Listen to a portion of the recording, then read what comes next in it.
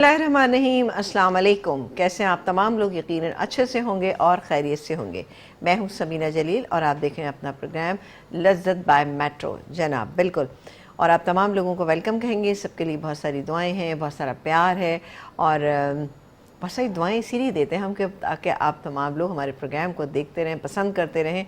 और दुआएं तो देखें हर वक्त हर एक के लिए करना चाहिए, चाहे आपके लिए कोई अच्छा है या चाहे आपके लिए बुरा है, लेकिन दुआ हमेशा हर एक के लिए करना है, क्योंकि दुआ ही एक ऐसी चीज़ है कि जिससे आप बहुत कुछ जो है वो हासिल कर सकते हैं।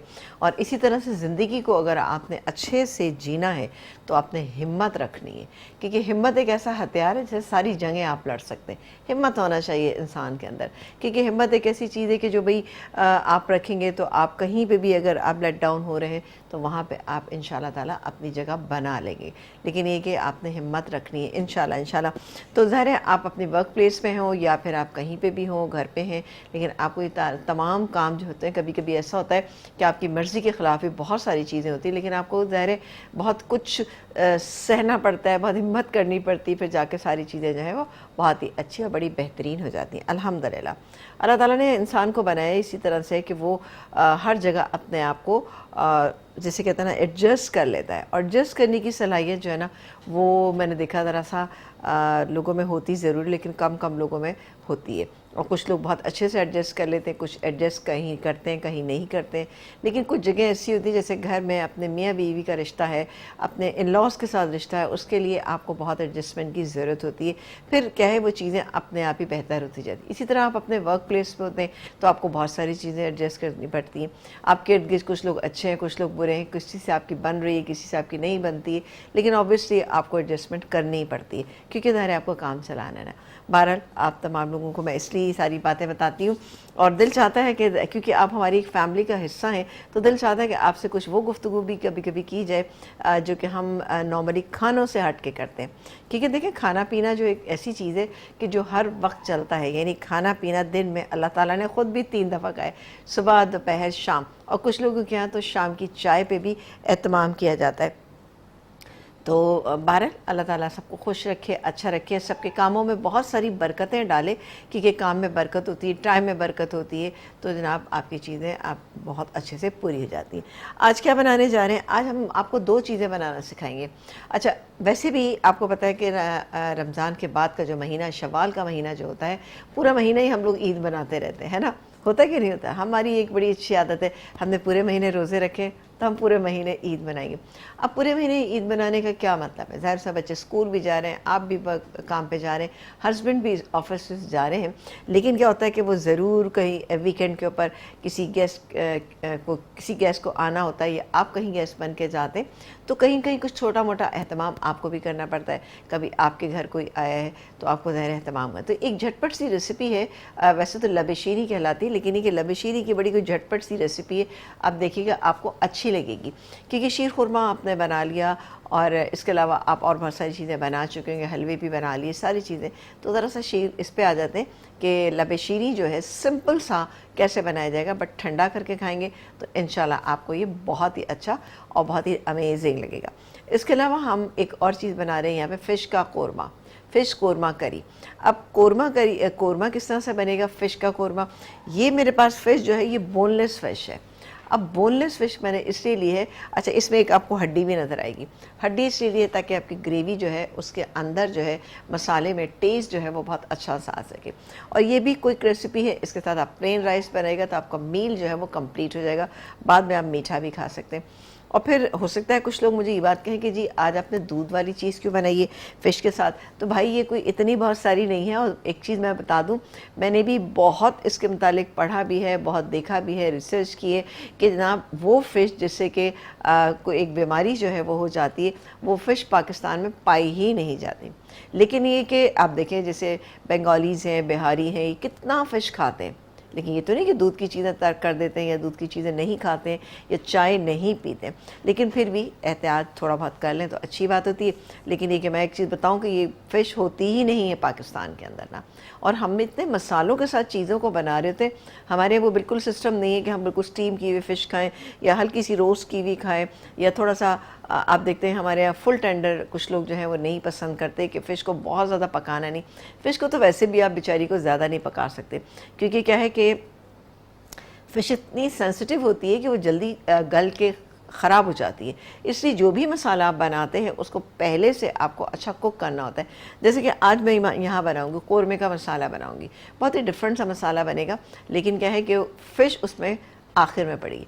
अब इसको आप बना सकते हैं हड्डी वाली फ़िश के साथ भी या पीसेस वाली जो थी उसके साथ भी, लेकिन क्विक सी रेसिपी है तो इसलिए हम इसको बोनलेस से बना रहे हैं। वैसे भी अभी अप्रैल जो है वो चल रहा है, तो इस महीने में हम फ़िश खा सकते हैं। बाकी के जितने मंथ्स आते हैं आगे के, कहते हैं ना कि रे का जो मंथ होता है, यानी सितंबर, अक्टूबर, नवंबर, दिसंबर, जनवरी, फरवरी, मार्च एंड अप्रैल, इसमें आप फ़िश खा सकते हैं। बाकी के मंथ्स जो होते हैं उसमें क्या होता है, इनकी ब्रीडिंग टाइम होता है, तो उस वक्त हमें ये नहीं खाना चाहिए। तो अभी हम खा सकते हैं, तो इसलिए हम बना रहे हैं। कुछ लोगों का कॉन्सेप्ट ये होता है कि जी फ़िश जो है सिर्फ सर्दी में खाई जाती है, ओह भाई बहुत सर्दी हो रही है, फ़िश खाना चाहिए, फ़िश बनाना चाहिए। बिल्कुल खाएं, लेकिन आप थ्रू आउट द ईयर भी खा सकते हैं, बट थोड़ा सा 2-3 महीने हैं उसमें आपको एहतियात करनी होती है। मानसून सीज़न जो है उसमें भी फ़िश नहीं खाना चाहिए, उसके अलावा और बहुत सारी चीज़ें हैं मानसून में, तो आप वो बनाइए, वो खाइए। तो हर चीज़ का एक सीज़न होता है, और वैसे भी मैं कहती हूँ जो चीज़ अल्लाह ताला ने आपके लिए मुकर्रर की ना, उस चीज़ पे आप अमल करेंगे तो इंशाल्लाह आपकी चीज़ें बहुत अच्छी और बड़ी ही कोई बेहतरीन हो जाएंगी। सब्ज़ियाँ सीज़न में कितनी तरह की होती हैं, हर तरह की सब्ज़ी जो है सीज़न में आ रही होती है। जैसे कि आजकल गोभी अभी तक आ रही है, लेकिन मैं कभी भी आपसे नहीं कहूँगी कि अभी आप गोभी खाइए, क्योंकि गोभी का सीज़न निकल गया। गोभी का सीज़न जो होता है नवंबर से लेके आपको ये बस जनवरी फरवरी के एंड तक होता है, एंड दैट्स इट। उसके बाद आप ना खाएं, क्योंकि ये जितनी भी वेजिटेबल्स अगर आप खाते हैं, जैसे कि मैंने देखा है लोग अरवी खा रहे होते हैं सर्दियों के मौसम में, ये तमाम चीज़ें आपके जॉइंट्स के लिए अच्छी नहीं है, जॉइंट्स पेन हो जाते हैं। और ये अभी नहीं कि मैंने आज खाया तो कल मुझे जॉइंट्स पेन होने लगा, ये लॉन्ग टर्म में जाके ये चीज़ें अच्छी नहीं रहती। अल्लाह ताला ने देखें कि आम जो है वो गर्मियों के लिए बनाया है और कीनू जो है वो सर्दी के लिए बनाया है, तो हम ऐसे ही इसी तरह खाएं इसको तो बेहतर रहता है ये चीज़ें। और मैंने एक चीज़ नोट की है, मैं जब भी मैंगो पल्प जो है थोड़ा सा अभी फ्रीज़ करती हूँ कि चले जी मैंगो चीज़ केक बनाना है या कुछ शेक बनाना है कभी, लेकिन मैंने नोट किया कि वो 1-1.5 महीने के बाद मैं उसको डिस्कार्ड कर देती हूँ, बिकॉज उसकी जो कलर है ना वो थोड़ा सा ख़राब होना शुरू हो जाता है, उसकी स्मेल जो एक फ्रेश स्मेल होती है वो ख़राब होना शुरू होती है। स्ट्रॉबेरी एक ऐसी चीज़ है कि जिसको आप थ्रू आउट द ईयर आप खा सकते हैं, क्योंकि वो थ्रू आउट द ईयर मिलती भी है, और फिर आप विंटर्स में ज़्यादा होती है। अभी जैसे आजकल कराची में बहुत ज़्यादा आपको माइक के ऊपर जो है वो स्ट्रॉबेरी मिल रही होती है, और एक साथ आपको 6-7 ठेले नज़र आ रहे होंगे। लेकिन ये स्ट्रॉबेरी को भी साफ़ करना बहुत ज़रा सा मुश्किल काम है। आपको लग रहा होता है कि बहुत आसान है। स्ट्रॉबेरी लें, वॉश करें, वॉश करने के बाद एक बोल लें, उसके अंदर पानी डालें, पानी के अंदर आपने पिंच ऑफ सोडा डाल दीजिए, ठीक है, पिंच ऑफ सोडा डालें और तकरीबन 1 टेबलस्पून आप विनेगर डाल के आप उसको थोड़ी देर छोड़ें, और फिर उसके बाद आपने स्ट्रॉबेरीज डाल दीजिए, यानी तकरीबन 10-15 मिनट। फिर आप देखिएगा छोटे छोटे से मुन्ने से कीड़े जो हैं वो आपको नज़र आना शुरू हो जाएंगे। जो स्ट्रॉबेरीज़ के जो सीड्स होते हैं, ये देखिए अल्लाह ताला की कुदरत देखें कि स्ट्रॉबेरी के सीड्स जो होते हैं उसकी स्किन के ऊपर होते हैं, वरना हर सीड्स जो है वो अंदर होता है, फ्रूट के अंदर पाए जाते हैं। लेकिन स्ट्रॉबेरी एक वाहिद फल है जिसके सीड्स जो है वो ऊपर होते हैं, बारीक बारीक वाइट ना, उसमें ही छोटे छोटे कीड़े होते हैं। तो ध्यान से खाएं चीज़ें, अच्छे से वॉश करें और फिर उसके बाद इस्तेमाल करें। तो शुरू करते हैं अपनी रेसिपी। और रेसिपी के लिए मैंने यहाँ दूध तो बॉयल होने के लिए रख ही दिया है, ठीक है ना। यहाँ दूध बॉयल हो रहा है लबेशीरी के लिए, और यहाँ पर फ़िश कोरमा करी के लिए हम आधा कप के करीब हम ले लेंगे यहाँ पर तेल, ठीक है, तेल घी, इट्स अप टू यू क्या आप लेना चाहते हैं। इसके बाद हम इसमें डालेंगे प्याज। अच्छा, प्याज जो है इसके अंदर हम ज़रा ज़्यादा डालें, पिसी भी नहीं डालें। ये देखिए जी, एक बड़े साइज़ की या 2, एक मीडियम साइज़ होता है ना, एक थोड़ा सा छोटे साइज़ पे होता है और एक ज़रा बड़ा, तो ये हमने बड़ा वाला लिया है, ठीक है। ये मैंने इसके अंदर डाल दी। फ़िश मेरे पास यहाँ पे मौजूद है, और इसके अंदर मैंने हाफ़ kg फ़िश थी, इसके अंदर मैंने अदरक लहसुन का पेस्ट 1 टेबलस्पून इसमें थोड़ी देर के लिए लगा कर रख दिया। वैसे भी फ़िश की आप जो भी चीज़ बनाते हैं तो उसमें अदरक लहसुन का इस्तेमाल थोड़ा सा ज़्यादा किया करें। फ़िश का लहसुन और एक लेमन से एक अच्छा सा एक कॉम्बिनेशन बनता है। फ़िश का ये है कि जितने कम मसाले डालेंगे उतनी ही ये अच्छी बनती है। हमारे यहाँ दरअसल सालन वगैरह लोग नहीं खाते, लेकिन फ़िश में विटामिन ए बहुत ज़्यादा मकदार में होता है, तो आप लोगों को ज़रूर खाना चाहिए, जो आपके स्किन एंड आपके बालों के लिए बेहतरीन रहता है। तो ख़वातीन को ब्यूटी का ख्याल होता है तो ज़रूर बनाइएगा ये फ़िश का सालन बनाए, बेहतरीन बनता है। अच्छा, मुझे फ्राइड अच्छी भी लगती है, लेकिन मैं ज़्यादा शौक़ से जो फ़िश का सालन बनाया जाता है मैं वो ज़्यादा शौक़ से खाती हूँ, और वो सुरमई फ़िश का बनाइए, सो अमेजिंग। روٹی کے ساتھ کھائیں، چاول کے ساتھ کھائیں، کیونکہ اس میں کانٹا بھی نہیں ہوتا ہے، کانٹا کم ہوتا ہے. کانٹا تو ظاہر سینٹر میں ہوتا ہے تو آپ اس کو ایزیلی نکال سکتے ہیں. یہاں پر فش میرے پاس تھے ½ kg، اس کو میں نے 1 ٹیبل اسپون ادرک لہسن کا پیسٹ لگایا اور اس کو چھوڑ دیا. یہ میرے پاس یہاں پہ موجود ہے دہی. دہی ہے تقریباً آدھا کپ. اوبیسلی ذرا میں اس کا مسالہ بنانا ہے تو ہم نے دہی لے لیا ہے. دہی ہے آدھا کپ. ابھی نہیں ڈال رہی میں اس میں، تھوڑا سا اچھی طرح سے مکس کر لیتی ہوں.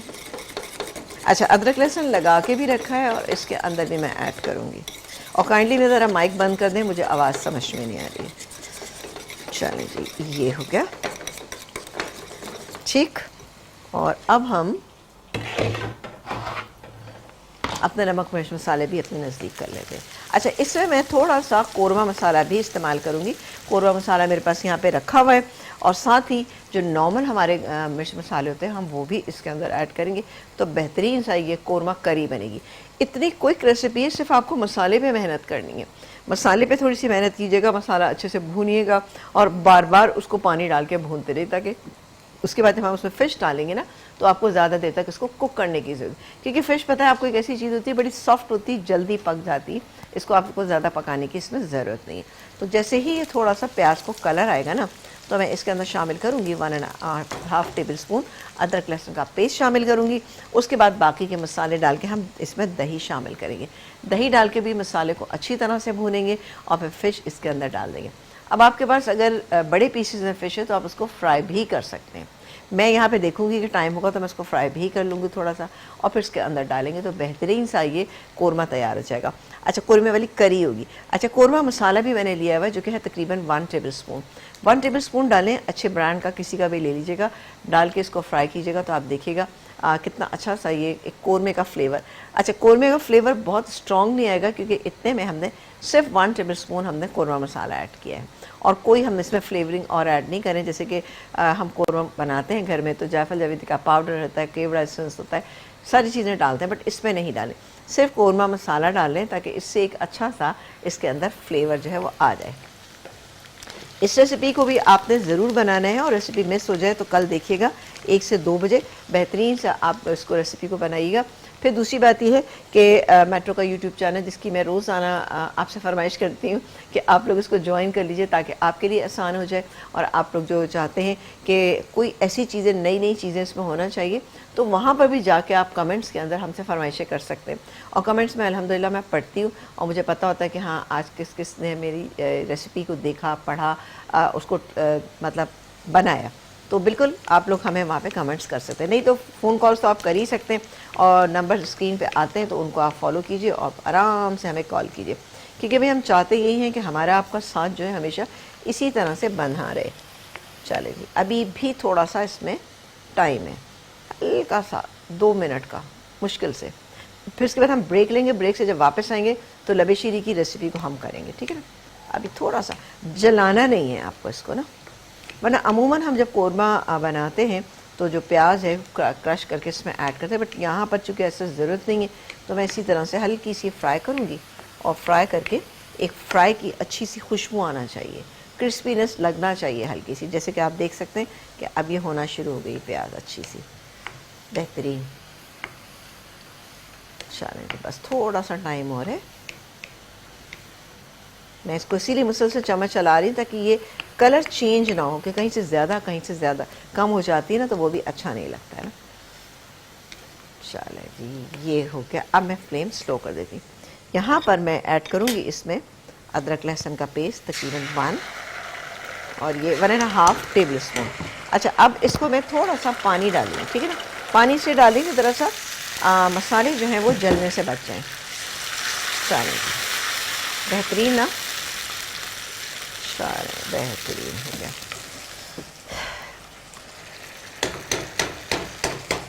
چلیں، اب اس کے بعد میں اس میں باقی کے مسالے ڈالوں گی. جیسے کہ اس میں ڈالیں گے ہم پسی ہوئی لال مرچ تقریباً 1.5 ٹی اسپون، دھنیا پاؤڈر اس میں لیول جو ہے 1 ٹی اسپون، ہلدی 1/4 ٹی اسپون، نمک آپ اپنے ذائقے کے مطابق اس میں ڈال سکتے ہیں، بٹ چونکہ میں قورمہ مسالہ ڈال رہی ہوں تو اس لیے میں اس میں صرف یہ ½ ٹی اسپون ایڈ کروں گی، ٹھیک ہے جی. یہ چلا گیا. اس کے بعد یہ قورمہ مسالہ، یہ گیس کے اندر قورمہ مسالہ. اب میں مسالے کو بھونتی رہوں گی، ٹھیک ہے، اچھے سے بھونیں گے ہم اس میں مسالے، کیونکہ ہم فش ڈال کے ہمیں زیادہ دیر کوک کرنا ہی نہیں ہے نا، تو سلو ہیٹ کے اوپر اس کو کوک کرتے ہیں. اور ساتھ ہی یہ جو دہی میرے پاس یہاں پہ موجود ہے، دہی یہاں پہ موجود ہے، ٹھیک ہے جی، ہاف اے کپ دہی ہے، وہ بھی اس میں ڈال کے تھوڑا تھوڑا ڈالیں گے اور اس کو اچھی طرح سے ہم مکس کر لیں گے تاکہ کوئی بھی لمس جو ہے وہ اس کے اندر نہ بنے. اور دہی میں لمس اسی وقت نہیں بنتے جب آپ اس کو کیا کرتے ہیں، تھوڑا تھوڑا ڈالتے ہیں، مکس کر لیتے ہیں، دین آپ اس کو پورا بھون لیتے ہیں، ٹھیک ہے. تو میں یہ کام یہ کرتی ہوں کہ دہی ڈالنا شروع کرتی ہوں. میں آپ کے سامنے 1 اور یہ 2 ٹیبل سپون ڈالتے ہیں، ٹھیک ہے. میں نے 2 ٹیبل سپون اس کے اندر دہی شامل کر دیا، اس کو مکس کرتے ہیں. ایک بریک لیتے ہیں، آپ سے ملیں گے ہم ایک بریک کے بعد. ایک بریک کے بعد ہم واپس آ چکے ہیں اور آپ دیکھ رہے ہیں اپنا پسندیدہ شو لذت بائی میٹرو، جہاں پر فش قورمہ کری اور لب شیریں زبردست. بریک پہ جانے سے پہلے میں نے تھوڑا سا دہی اس میں ڈالا تھا، اب مزید میں اس میں دہی شامل کروں گی، ٹھیک ہے نا. 2 ٹیبل سپون شامل کر رہی ہوں اور تھوڑا سا پانی ڈال کے ہم اس کو پکا لیں گے. اچھی سی اس میں سے خوشبو آنا شروع ہو گئی ہے. اور قورمہ مسالے کے اندر جو 1 آدھ گرم مسالے کا پیس تھا وہ اس کے اندر ہے. چلیں جی، یہ ہو گیا. ہاف اے کپ دہی پورا ہم نے اس کے اندر ڈال دیا اور اس کو تھوڑا سا مکس کرتی ہوں، دین میں اس کے اندر تھوڑا سا پانی ایڈ کر دوں تاکہ یہ اچھا سا پک جائے. چلے جی، یہ آلموسٹ ہو گیا. اور اب میں اس میں تھوڑا سا پانی ڈالتی ہوں، ٹھیک ہے. پانی جائے گا اس میں تقریباً ہاف اے کپ، کیونکہ اس کا ٹیکسچر قورمے سے ذرا سا ڈفرینٹ ہوگا. قورمہ کری ہے، قورمے کا فلیور ضرور آئے گا، بٹ کیا ہے کہ وہ جیسے قورمہ ہمارا تھک ہوتا ہے، دانے دار ہوتا ہے، یہ اس طرح سے نہیں ہوگا. آ جاتے ہیں اپنی سیکنڈ ریسیپی جو کہ ہے لب شیریں. لب شیریں کے لیے ہم نے کیا کرنا ہے کہ یہ چینی میرے پاس یہاں پہ موجود ہے. چینی ہے، اچھا دودھ ہے میرے پاس ½ لیٹر، 4 ٹیبل سپون میں نے اس میں چینی چلی گئی اور اس کو ہم تھوڑا سا مکس کر لیتے ہیں. اب دودھ کو پہلے ذرا اچھے سے پکا لیجیے گا، ٹھیک ہے نا، تھوڑا سا اس میں چینی ڈیزالو ہو جائے. یہاں پر میرے پاس موجود ہے تقریباً 2 ٹیبل سپون کے قریب میرے پاس یہاں پہ موجود ہے کسٹرڈ پاؤڈر. اچھا، یہ ونیلا کسٹرڈ ہی آپ کو لینا ہے، اس کے علاوہ کوئی دوسرا مت لیجیے گا، یا پھر آپ لے سکتے ہیں اس کے لیے کارن فلاور. کارن فلاور میں ذرا سے ایک ہلکی سی وہ آتی ہے، خوشبو آتی ہے، تو اس کو کم کرنے کے لیے آپ اس میں ارک گلاب جو ہے وہ ملا لیجیے گا، ٹھیک ہے. میں اس کو مکس کر لیتی ہوں پہلے اور اس میں ابال آنے کا انتظار کروں گی کہ جب تک اس میں ابال نہیں آئے گا اس وقت تک نہیں ڈالوں، ورنہ کیا ہوتا ہے لمس پڑ جاتے ہیں. اس کے علاوہ میرے پاس کچھ چیزیں اور بھی رکھی ہوئی ہیں یہاں پہ، جیسے کہ آپ دیکھ سکتے ہیں یہ میرے پاس سوئیاں، یہ جو رنگ برنگی سوئیاں ایزیلی مارکیٹ میں اویلیبل ہیں، یہ آپ لیجیے گا. یہ 1 مٹھی کے قریب میں نے لی تھی اور اس کو پانی میں نے بوائل کر لیا، تو یہ میں بعد میں ایڈ کروں، ابھی نہیں کر رہی. چلیں جی، یہ کسٹرڈ پاؤڈر ڈالیں تو ضرور آپ نے ارک گلاب جو ہے وہ لازمی ڈالنا ہے. اس سے یہ کیا ہوگا کہ جو کارن فلاور کی جو ایک مہک ہوتی ہے نا وہ اس سے نہیں آئے گی. چلیں جی، یہ میں تو پورا ڈال دیتی ہوں اور بس اس کو چمچ چلاتے رہیں تو بہترین سا یہ دیکھیں جی گاڑھا بھی ہو گیا. دیکھا آپ نے، کمال. یہ کیا اس میں،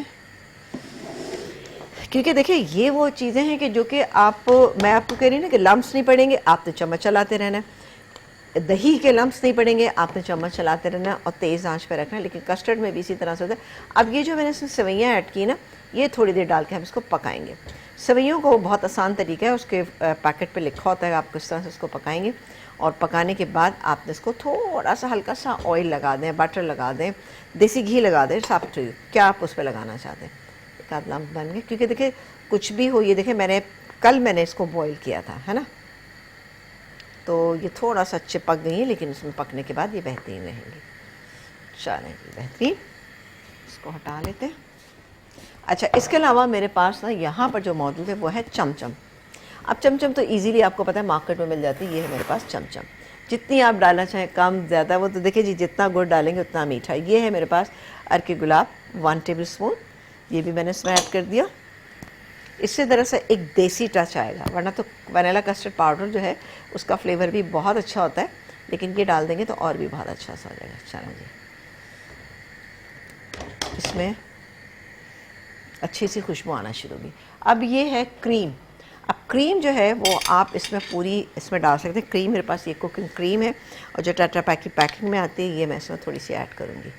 تھوڑی سی گارنشنگ کے لیے یوز کر لیتی ہوں.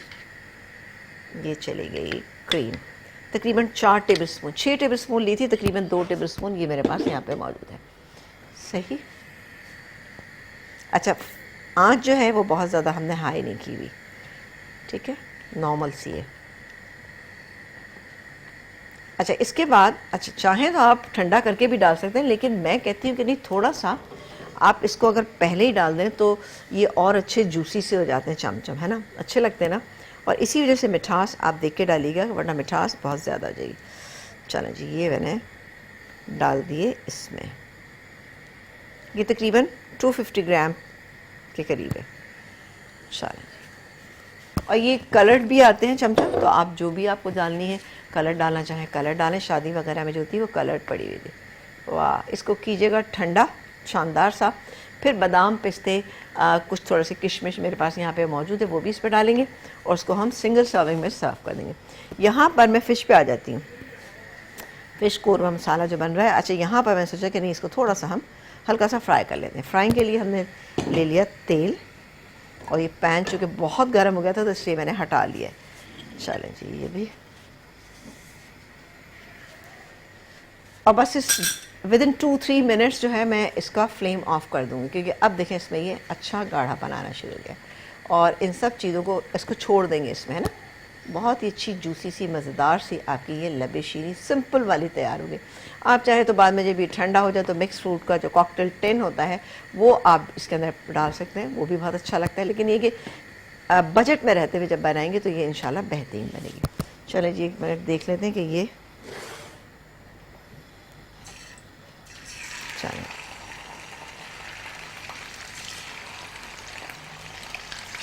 تھوڑا سا میں اس کو فرائی کریں, مرضی ہے فرائی کریں مرضی ہے نہ کریں. ادرک لہسن ڈالا تھا, دیٹس اٹ, اور کچھ بھی میں نے اس کے اوپر نہیں لگایا.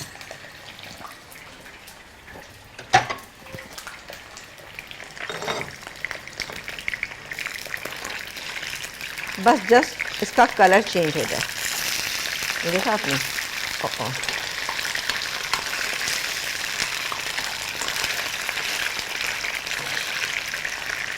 اچھا دیکھیں, آپ دیکھ رہے ہیں کتنا اچھا سا اس کا ہلکا سا کلر آ گیا, اور یہ مسالہ بھی ہمارا اچھے سے پک رہا ہے.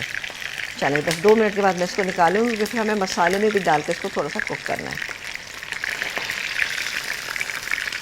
اچھا فش کی اسمیل کے بارے میں آپ لوگوں کو کیا خیال ہے؟ کائنڈلی اگر آپ کال کر سکتے تو مجھے ضرور بتائیے گا کہ آپ لوگ فش کی اسمیل کیسے نکالتے ہیں.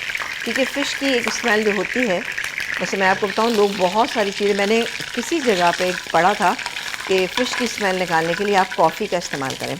تو مجھے بڑی کوئی ہنسی ہے اس بات پہ. کافی مطلب کافی ہے, اب کافی کا جو فلیور جب آ جائے گا فش کے اندر تو اب فش کی جو اسمیل ہے, دیکھیں فش میں ایک سی کی اسمیل تو ہوتی ہی ہے نا, ایسا نہیں کہ ہوتی نہیں, ہوتی ہے فش کے اندر سی کی اسمیل. تو اس کو صرف آپ کو تھوڑا سا کم کرنا ہے. چلیں یہ اس کو میں پورا ہی کر لیتی ہوں. اچھا اب یہ 2 جو ہڈیاں ہیں نا, ایک یہ اور ایک یہ, اب میں یہ اس مسالے میں ڈال لی. کیوں ڈالی؟ اس سے یہ مسالے میں اچھا سا فلیور فش کا آ جائے گا. نہیں ایک یہ میں سمجھی تھی 2 ہیں.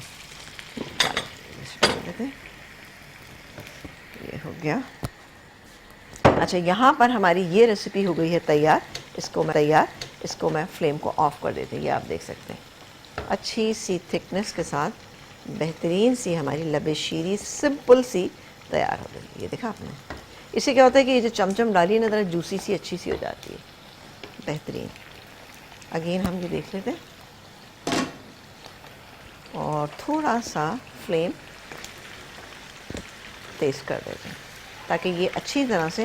اچھا ہڈی دیکھیں جب بھی آپ فش لیتے ہیں بون لیس لیتے ہیں, اور پھر اس کو اگر آپ سالن کی فارم میں بناتے ہیں, کڑھائی کی فارم میں بناتے ہیں, تو کائنڈلی آپ ضرور اس میں ہڈی لیجیے گا. جو ہڈی بچ جاتی ہے نا, جیسے کہ آپ جو بون لیس لے رہے ہیں اوبیسلی وہ ہڈیاں بچتی ہیں, تو وہ ضرور تھوڑا سا ڈالیں. اس سے کیا ہوتا ہے ٹیسٹ اچھا ہوتا ہے.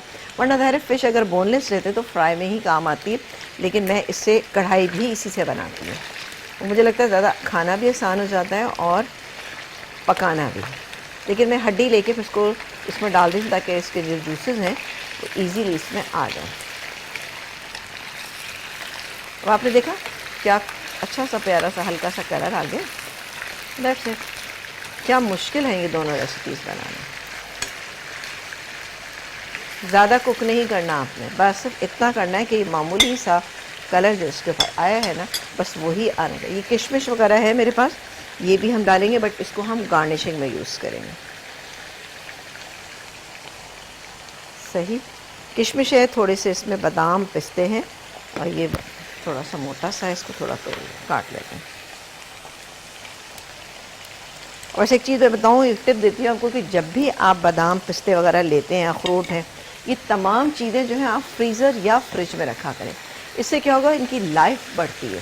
اور لائف ظاہر ہے بڑھتی کس طرح سے, کہ مطلب یہ کہ اس میں اسمیل نہیں آتی, بالکل بہترین رہتا ہے. اب یہ دیکھیں, یہ فش اتنی اچھی تھی کہ اس کے پیسز ٹوٹے بھی نہیں ہیں. یہ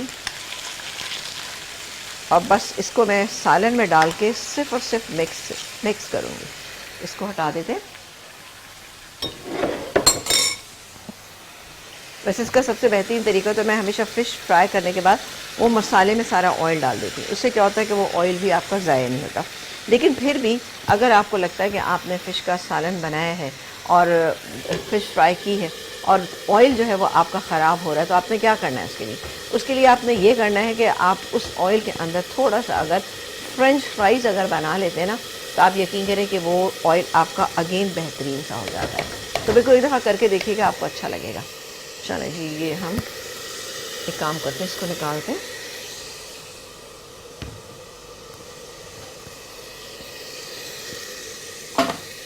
خوشبو آ رہی ہے ویسے قورمے کی.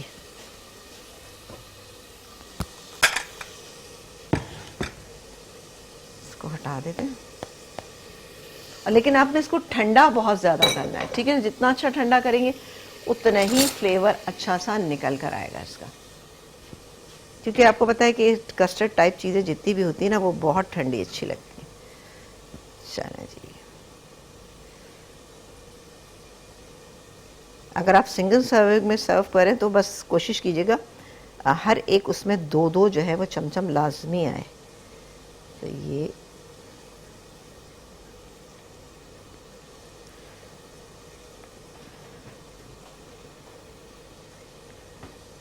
کیونکہ یہ ایسا میٹھا ہے جو بچے بڑے سبھی شوق سے کھاتے ہیں. دیکھیں بچوں کو بھی آپ دودھ کی فارم میں اگر کوئی اس ٹائپ کا میٹھا بنا کے کھلاتے ہیں نا, تو بڑے کو بہترین رہتا ہے. کیونکہ بچے جو ہے نا دودھ پینے کے چور ہوتے ہیں, ہے نا. یقیناً آپ کے بھی کوئی بچہ ایسا ہوگا جو دودھ نہیں پینا چاہتا نا. ہر گھر میں ایسے بچے ہوتے ہیں جو دودھ نہیں پینا پسند کرتے ہیں اور کچھ نہ کچھ تھوڑا سا نخرہ کرتے ہیں. تو کوئی بات نہیں, آپ ان کو اس طرح کی چیزیں بنا کے پلائیں. تو دودھ کی جو ایک ضرورت ہوتی ہے نا, یہ دیکھیں یہ بالکل ہی ڈفرنٹ آپ کو لگے گی.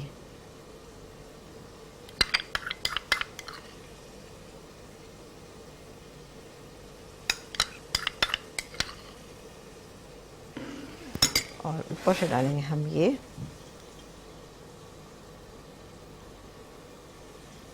ویسے تو اس میں مکس ہوتے ہیں, ہم شادی وغیرہ میں جاتے ہیں نا, اندر نٹس پڑے ہوتے ہیں. اب آپ کا دل چاہے تو آپ اندر ڈال دیجئے, لیکن ذرا سا سنگل سرونگ ہے تو ذرا سا اوپر سے ڈلی ہوئی ہوں تو ذرا اچھے لگتے ہیں. چلو یہ ہو گئی. اچھا باقی کا ہم اس کو ضائع نہیں کریں گے, ہم اس میں ڈال دیتے ہیں. اور یہ جو تھوڑی سی کریم ہے اس کو بھی ہم کلین کر لیتے ہیں. بڑی اچھی سی کریمی سا ڈیزرٹ جھٹ پٹ سے آپ کے لیے ہم نے تیار کیا. اس کی ریسیپی کو میں ضرور آپ کے لیے ریپیٹ کروں گی, کیونکہ ریسیپی ریپیٹ میں لازمی اس لیے کرتی ہوں تاکہ آپ لوگوں کو مسئلہ نہ ہونا. لیکن پھر بھی اگر جیسے آپ کی ریسیپی رہ جاتی ہے تو پھر آپ دیکھتے ہیں, بلکہ کہ ہمارا تو کارڈ بھی ساتھ ساتھ چل رہا ہوتا ہے, اس کارڈ کو بھی آپ فالو کیا کیجئے. نہیں تو پھر یہ نیکسٹ ڈے پروگرام دیکھیں, نہیں پھر تو اگر مہینہ دو مہینے بعد بھی آپ کو یاد آتا ہے کہ جی یہ ریسیپی اس دن بنی تھی, تو میرا نام لکھیے گا, آپ لکھیے گا لذت بائی میٹرو, تو ریسیپی آپ کو مل جائے گی.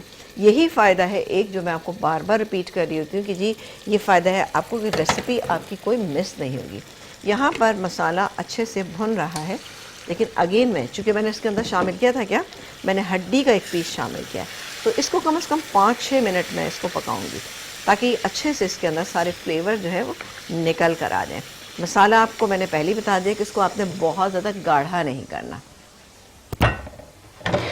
ورنہ قورمے کا تو یہ ہوتا ہے نا کہ آپ کے ذہن میں ہوتا ہے کہ قورمہ بن رہا ہے نا، تو قورمہ جو ہے وہ بڑا اچھا سا دانے دار سا بننا چاہیے.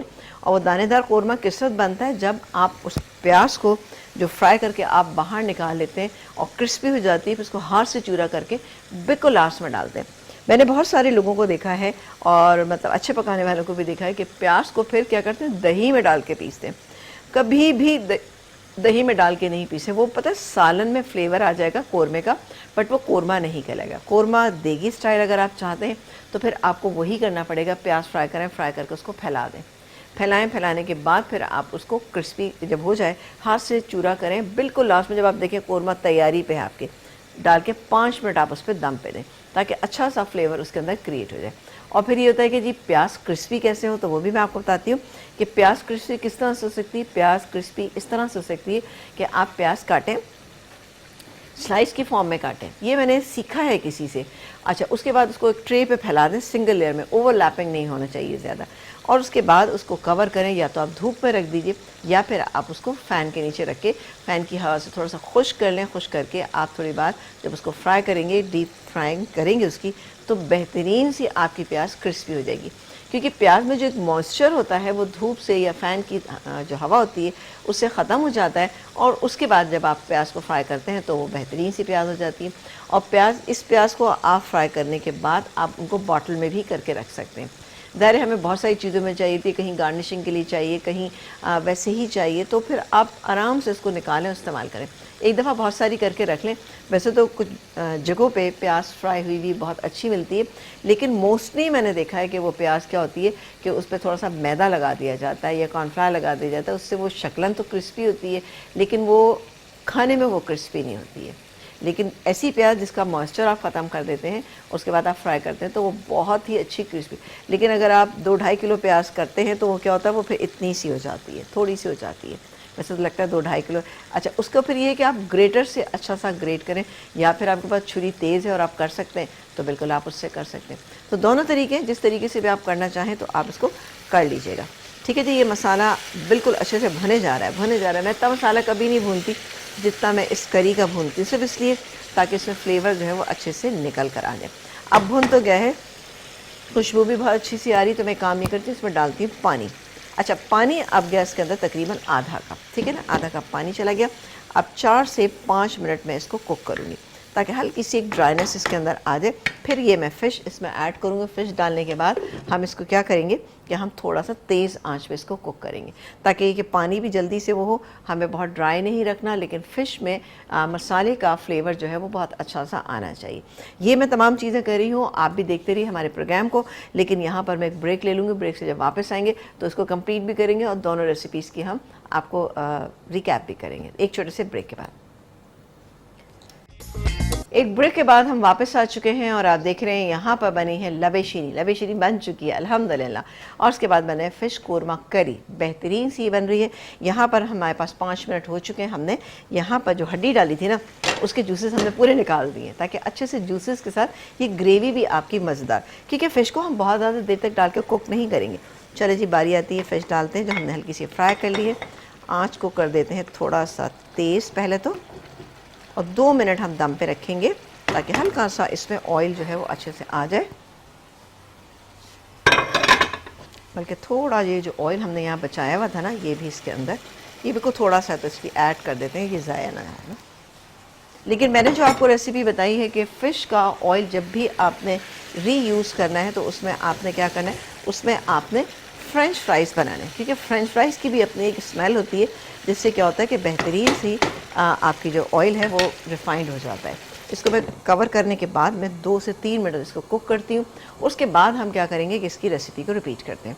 فش قورمہ کری بنانے کے لیے ہم نے ½ kg فش لی تھی. اس پہ ادرک لہسن کا پیسٹ لگایا اور تھوڑے سے آئل میں آپ نے دیکھا تھا ہم نے اس کو فرائی کیا اور باہر نکال لیا. اس کے بعد ہم نے تیاری کی کس کی، ہم نے مسالے کی تیاری کی. مسالے میں ہم نے لیا ½ کپ کے قریب تیل لیا تھا. اس کے اندر بڑے سائز کی ایک پیاز چاپ کر کے ڈالی اور اس کو گولڈن براؤن ہم نے کر لیا. گولڈن براؤن کیا. براؤن کرنے کے بعد ہم نے اس میں ادرک لہسن کا پیسٹ 1.5 ٹیبل اسپون ڈالا. نمک، مرچ، ہلدی، پسا ہوا دھنیا آپ اپنے حساب سے ڈال سکتے ہیں اس کے اندر. اچھا، لیکن میں بتا دوں کہ میں نے اس میں 1 ٹی اسپون پسی ہوئی لال مرچ ڈالی تھی. اس کے علاوہ قورمہ مسالہ جو تھا 1 ٹیبل اسپون بھر کے ہم نے اس میں ایڈ کیا. नमक डाला, मसाले को भूनना शुरू किया।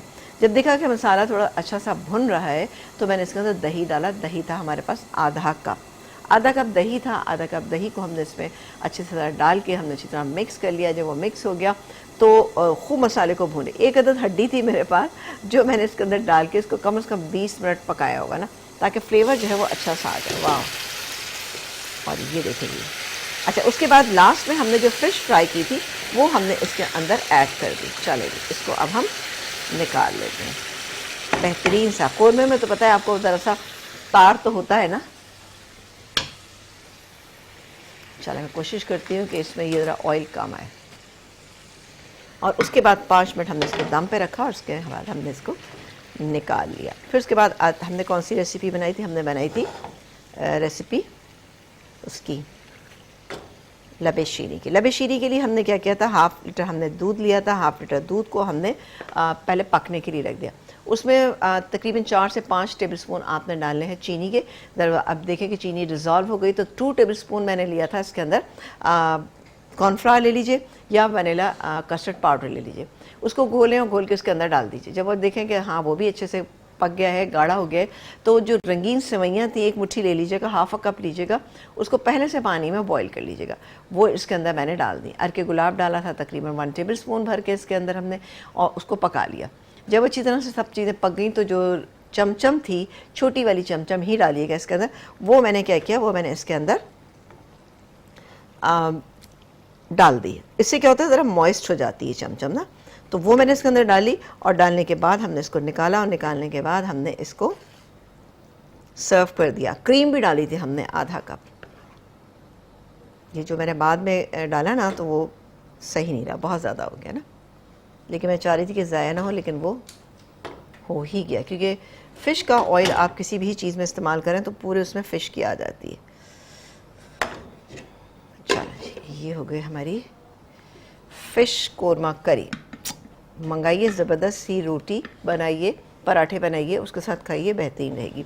तो ये दोनों रेसिपीज़ आपको अच्छी लगी होंगी क्योंकि सिंपल रेसिपी है और ज़ाहिर इसमें टाइम आपने देखा इतना लगा नहीं। मेरा टाइम तो इसलिए ज़्यादा लग जाता है कि मैं आपके साथ बातें कर रही थी, लेकिन अगर ये मैं अपने घर में बनाऊँगी तो आई थिंक दोनों रेसिपीज़ जो है 15 to 20 मिनट्स में मेरी तैयार हो जाएंगी। रबे शीरी को आपने बहुत अच्छे से ठंडा करना है, ठंडा करके सर्व कीजिए। इसको और रिचनेस देना चाहते हैं तो इसके अंदर पाइनएप्पल या कॉकटेल का जो पूरा डब्बा आता है बाज़ार से, वो आप लें और खोल के उसका सिर्फ डिस्कार्ड कर दीजिए, वो इसके अंदर शामिल कर दीजिए। तो उससे भी ये बहुत अच्छी और बड़ी बेहतरीन और मज़ेदार लगती है, रिचनेस आ जाती है। अब मैंने इसके अंदर शामिल किया कस्टर्ड पाउडर, लेकिन वनीला कस्टर्ड पाउडर। अगर आप कोई भी दूसरा फ्लेवर इसके अंदर ऐड करेंगे तो बिल्कुल आपको मज़ा नहीं आएगा। यहाँ पर मैंने वनीला कस्टर्ड पाउडर इस्तेमाल किया, साथ ही अरके गुलाब भी डाला, तो एक फ्यूजन सा इसमें टेस्ट जो है वो डेवलप हो गया है। लेकिन आप कॉर्नफ्लावर डालना चाहें तो कॉर्नफ्लावर, अमूमन आपने देखा होगा तकरीबात में यानी शादियों वगैरह में क्या होता है कि उसके अंदर कॉर्नफ्लावर पड़ा होता है और उसका क्या होता है कभी कभी उसका फ्लेवर भी आता है। तो कॉर्नफ्लावर जब भी आप डालें तो 1 टेबलस्पून आप अनसॉल्टेड बटर इसके अंदर ऐड कीजिएगा और 1 टेबलस्पून अरके गुलाब इसके अंदर ऐड कीजिएगा। तो फ्लेवर बहुत अच्छा बैलेंस वही वाला हो जाएगा जैसे आप शादियों में चाहते हैं, बिल्कुल वैसे ही टेस्ट है। अच्छा, कॉर्नफ्लावर जब डालते हैं किसी भी चीज़ में तो उससे क्या होता है कि उससे शाइन नहीं आती है, थोड़ी सी रूखापन होता है। तो बटर आप डालेंगे तो उससे क्या होगा, अच्छी सी उसमें शाइन आ जाएगी, टेस्ट वाइज भी वो अच्छा लगेगा और ज़ाहिर है ये मीठा है तो इसको हमें थोड़ी सी शाइन भी देनी है। तो ये एक तरीका है आपका कि नहीं है तो दोनों में से कोई चीज़ आप इसमें यूज़ कर सकते हैं। क्योंकि होता है अल्टरनेट किसी भी चीज़ का होता है, मेरी कोशिश होती है आपको लाजमी बताऊं ताकि आप जो है आसानी के साथ उसको चीज़ को बना लें। कभी ये ना कहें जी ओह भाई हमारे पास तो वनीला कस्टर्ड पाउडर नहीं है, अब हम क्या करें, या हमारे पास कॉर्नफ्लावर तो है नहीं, अब हम क्या करें। तो कॉर्नफ्लावर नहीं है तो कस्टर्ड पाउडर डाल लें और कस्टर्ड पाउडर नहीं है तो फिर आप कॉर्नफ्लावर डाल सकते। क्योंकि जिन घरों में भी छोटे बच्चे हैं वहाँ पर ये ज़रूर मौजूद होता है वनीला कस्टर्ड पाउडर, क्योंकि बच्चों को भी खिलाया जाता है। जब बच्चे सॉलिड पे आते हैं तो माएँ चाहती हैं कि थोड़ा सा कस्टर्ड जो है वो बना के उनको दे दिया जाए तो बच्चे शौक़ से ज़रा खा भी लेते हैं। लेकिन मैं एक बात कहूँगी यहाँ पर सिर्फ ये थोड़ी सी इर्रेलेवेंट बात है कि ये मैं कहती हूँ कि जी बच्चों को मीठा बहुत ज़्यादा मत दें, क्योंकि उनको एक दफ़ा دفعہ میٹھے کی ہیبٹ پڑ جاتی ہے تو پھر وہ میٹھا ہی پسند کرتے ہیں اور وہ ایزیلی کھا بھی لے جاتا ہے, ایزیلی ڈائجسٹ ہو جاتا ہے, تو چاہتے ہیں کہ وہ کھائیں. لیکن یہ کہ بچے جیسے کہ 2 سال تک کے بچے ہوتے ہیں نا, جیسے کہ امریکہ وغیرہ میں ایک ریسرچ ہوئی جس میں بچوں کو سالٹ جو ہے وہ کم دیا جاتا ہے. اب آپ نے دیکھا ہوگا اکثر بچوں کے سننے میں آتا ہے کہ ان کی کڈنی سے پین ہے اور بہت ساری بیماریاں ہو گئی ہیں, تو اس وجہ سے بچوں کو نمک, مرچ, مسالے اور 2 سال تک ان کو 1 چٹکی نمک پہ رکھیں آپ, آہستہ آہستہ ان کا شروع کریں تاکہ جو ان کے چھوٹے چھوٹے مننے سے کڈنیز ہیں وہ جو ہیں وہ ڈیمیج نہ ہوں یا وہ کمزور نہ پڑیں. اس کے لیے آپ کو تھوڑی سی محنت کرنی پڑے گی. ٹھیک ہے جی, تو یہ تھا ہمارا آج کا پروگرام جس میں آپ نے دیکھا کہ ہم نے آپ کو 2 چیزیں بنانا سکھائیں, جو کہ ایک دیکھ سکتے ہیں کہ ہم نے بنایا تھا فش قورمہ کری, اس کے علاوہ ہم نے آپ کو لبی شینی دونوں بنانا سکھائیں. اپنا فیڈ بیک ان چیزوں کے لیے ضرور دیجیے گا, چینل کو سبسکرائب کیجیے گا. میرا یوٹیوب چینل پکاؤ دل سے وذ سمینہ جلیل بھی آپ نے سبسکرائب کرنا ہے, اور اس کے بعد آپ نے کمنٹس دینے, اور کمنٹس دیتے ہوئے یہ ضرور بتائیے گا کہ آپ نے جو ہے نا میٹرو پہ میرا پروگرام دیکھا تھا تو وہاں سے آپ نے میرے چینل کو سبسکرائب کیا. ٹھیک ہے جی, تو آپ تمام لوگوں کا بہت شکریہ کہ آپ لوگ ہمارے پروگرام کو دیکھتے ہیں, پسند کرتے ہیں, لیکن آپ فرمائش کرتے رہا کیجیے تاکہ ہمارے لیے آسانی ہو جائے, ہم آپ کے لیے اس تمام کام کریں. لیکن بہرحال جہاں تک میری چیزیں ہیں میں آپ کو سکھاتی رہتی ہوں, بتاتی رہتی ہوں, تو ان چیزوں کو سیکھیں, اپنا فیڈ بیک لازمی دیں. آپ سے اجازت چاہیں گے, انشاءاللہ تعالی ملاقات کریں گے. اپنا بہت سارا خیال رکھیے گا, مجھے اور میری ٹیم کو دعاؤں میں یاد رکھیے گا. اللہ حافظ.